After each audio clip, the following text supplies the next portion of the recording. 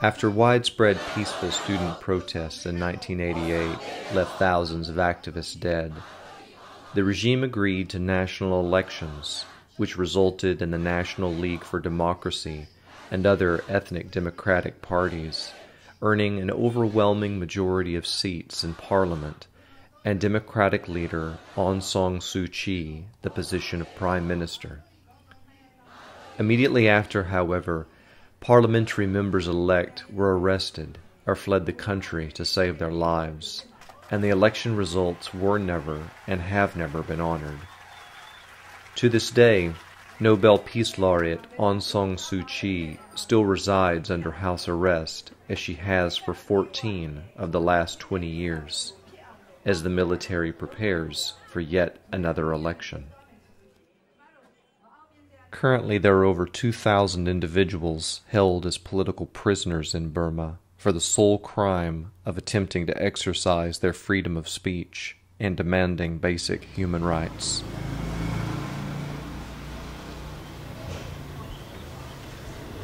Release of political prisoners is important, but just release is not a solution. Just release. So release one and arrest two, release two and arrest four. That is not the solution. Just we call release of political prisoners is some the good sign of the national reconciliations. Election is not only a way to go to democracy, but the dialogue, to work together, to have more trustfulness from the to have a trust from the people. That is also important. People don't trust. Maybe some people will vote because of the force, by force. So, it is not the real election. They never believe a multi-party system. They never believe the democracy system because they are soldiers. They believe they train to abide the order. They have never trained the democracy system, democratic behaviors. So, and actually they don't believe the election, they don't believe the democracy. But they cleverly use these kinds of elections to legitimize their political power, their, their survival. And I came here and I learned the democratic process, I learned the democratic government, and then I thought, okay, this is great. The democratic government is great. I see people are enjoying their rights, people can do many things.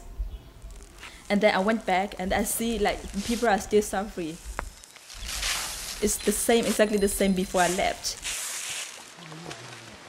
So you see that like when I went back, there is a girl, she died from malaria. And I know that it's not right, but for other villagers, they say, oh, this is normal, because there is no medicine. But I know it is not normal. She died from malaria. If there is a medicine, she should not die from that kind of curable disease.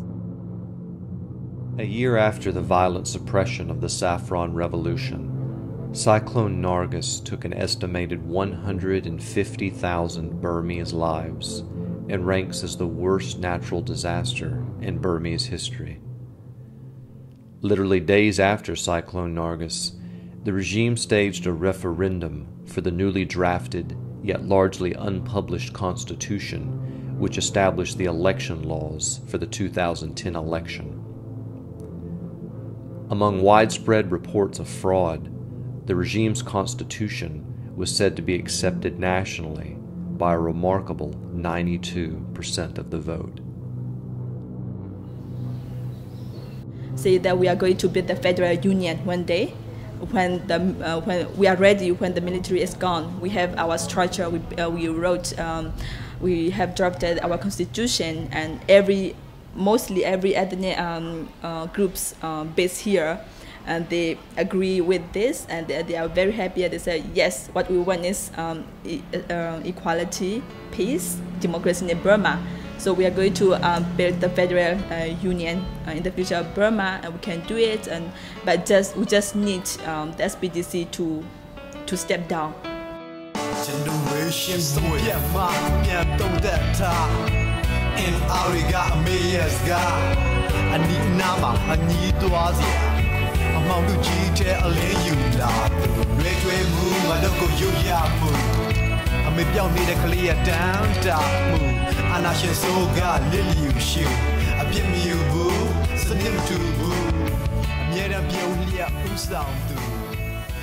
Burma's 2010 election is political theater, designed only to legitimize the military's control.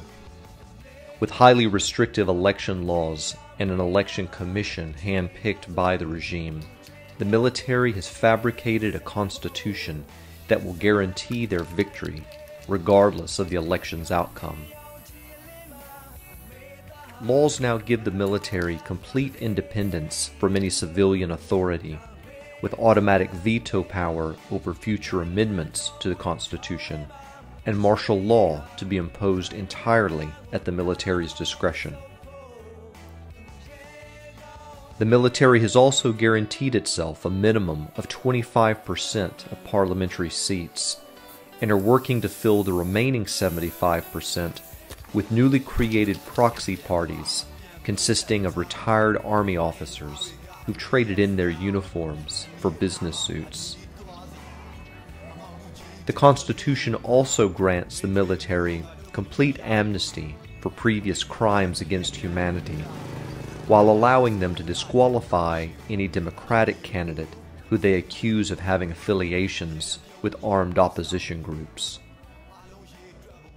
And all 2,200 of Burma's political prisoners are barred from candidacy, including Aung San Suu Kyi, the chosen democratic leader of the election in 1990. Protest. Don't wait what regime will do, because they won't change. What they will do, what the regime will do is they will lie. The people and the whole world. What we have to do is find possibilities, protest anyhow.